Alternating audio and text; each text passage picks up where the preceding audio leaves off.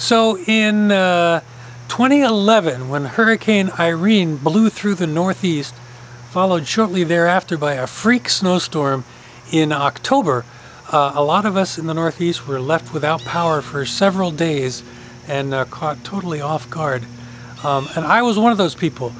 We had the power go just for about 6 hours for Hurricane Irene, but that snowstorm really did us in, and we were without power for I think it was 5¼ days, and that was pretty rough. So a lot of us went out and bought one of these things, and this is a portable generator. Some people got permanent generators, but this one was a portable, and it's a rigid brand, and 8,000 running watts, 10,000 starting watts, and it seems to be powerful enough to run the entire house practically, inclusive of the air conditioning. So it's a nice little generator, run by a Subaru engine, by the way. But this isn't really a review of the generator itself so much as an informational video on how I sort of installed it so that it would be at the ready at all times in the event of a power problem. Now, like I said, this is a portable generator, so it's designed to be wheeled to where it's needed and then hooked up. And it's very heavy, but this handle mechanism allows you to move it around pretty easily by tipping it back so that the center of gravity is over these two wheels, and then it's pretty easy to move around, even though it's quite substantial. Now, ordinarily, you'd haul out your generator, move it around to where you want it, start it up and plug everything into it, and away you'd go. But like I say, I wanted to have it so that I could permanently install it somewhere, and ideally crank it up from inside the house without even having to go outside. Now, in order to do that, there were a couple of key things about this generator, plus a couple of modifications that I performed to make it happen. The key piece is right there. This is electric start generator, and this is the key right here. This panel, which has a couple of outlets on it, and also has the starting mechanism, removes, and all you have to do is undo this latch right here, and it'll pop right out. And you can then hook an extender cord onto it that allows you to have this unit 20 feet away from the generator itself. This is where you would hook a 30 amp circuit, and then these are just standard outlets here. But having the remote control removable by 20 feet means there was at least a possible way to get it inside the house. Now, the other thing, this generator uses a manual choke. Now, what happens is when the engine's cold and you're starting it for the first time, you flip up the choke, get it started, and as soon as it's started, then you flip it back down into run position, and away you go. But obviously, I didn't want to come out during a power outage and have to operate this if I could help it. So I added this this eye mechanism here so that I could potentially hook a cable to it and actually run it with a cable from inside the house. Now, the other little modification that I performed was if you're running for a few days at a time, you're going to be filling this thing up several times. So I wanted to know the level of the gas, and it doesn't come with a gas gauge. So I installed what I call the poor man's gas gauge, which just is this T-joint here and clear plastic.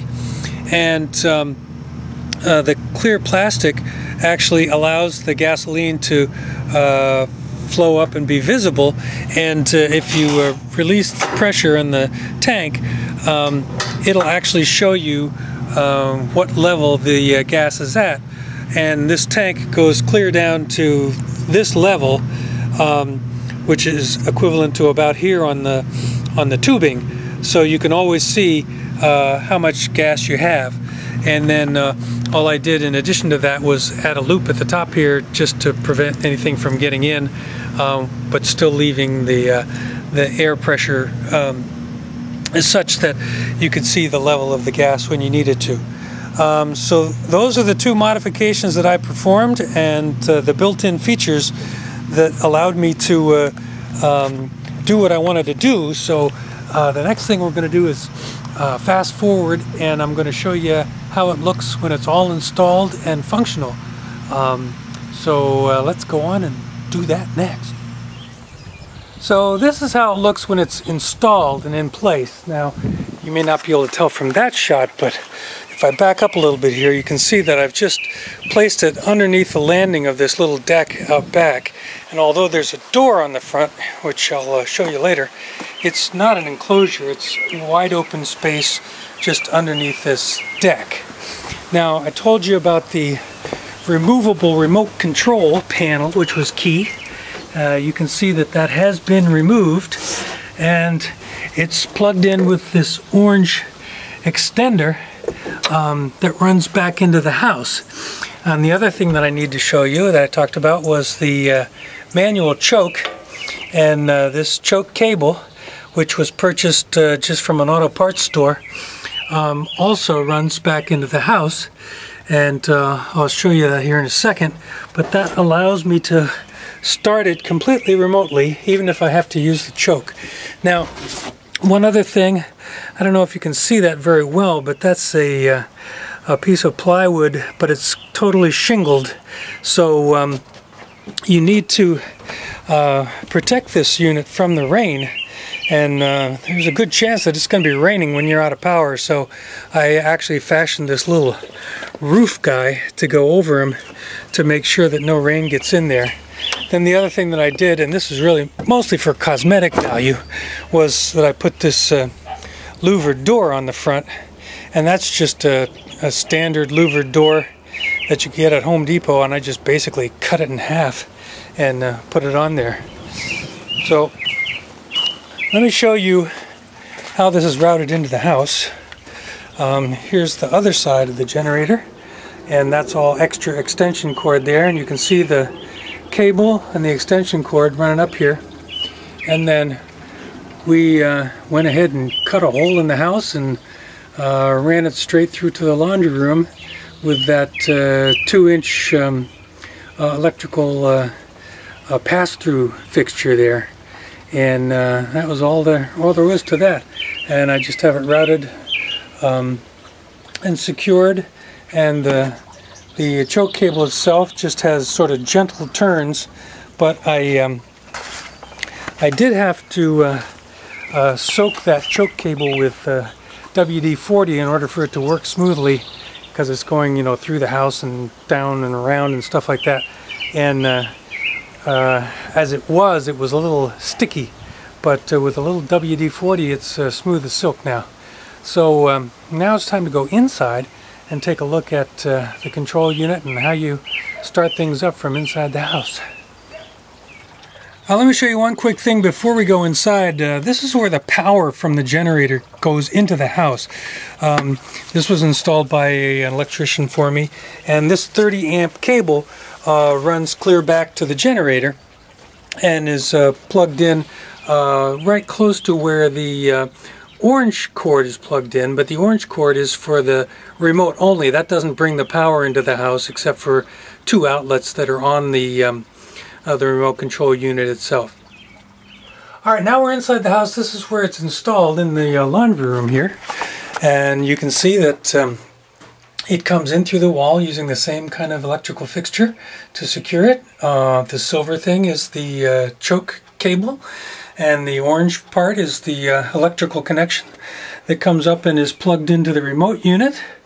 The remote unit sits secured by screws to this shelf, and on the side of the shelf is where I have the lever to operate the choke. So all you have to do to choke the engine is to pull this lever out like that, and to unchoke it or put it in run position, you just push it back in, and it all runs pretty smoothly. So in order to start the generator, all you do is choke the engine, turn the key.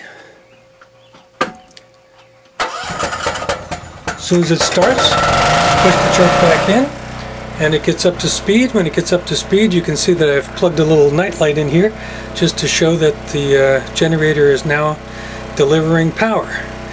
Alright, so now we got the generator running. Let's go to the panels out in the garage to see how to switch it over. So out here in the garage is where the two panels are, the sub panels that switch the power from the house to the generator. This one here was installed by a licensed electrician, and I watched him install it, and when I found out that the generator only runs at less than half power when all these circuits are on, I decided to add a second panel, which is right there, and I used the same technique he used, and then they're both hooked in to where the generator cable comes into the house, so they equally tap the power of the generator. And switching from house power to generator power is nothing more than flipping this switch from line to generator, and you do that just like this.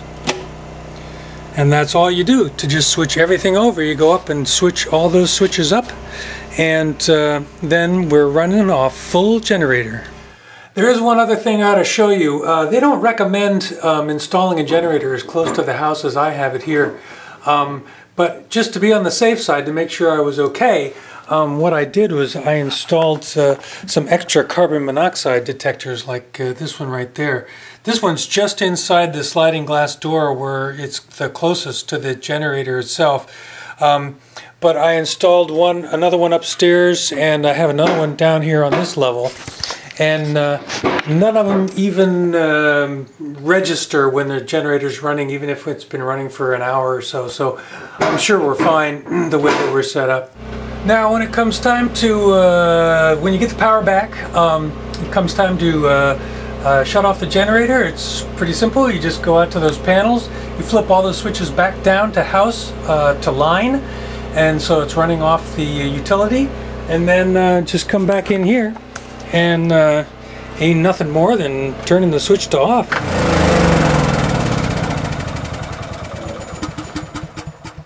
And we're back on regular power. So that pretty much does it. Now you know how to install permanently your rigid 8,000 watt generator if you want to. Of course, I don't recommend anything that I did. That's just the way I did it, and I'm just showing you. But I won't be held responsible for how you install it.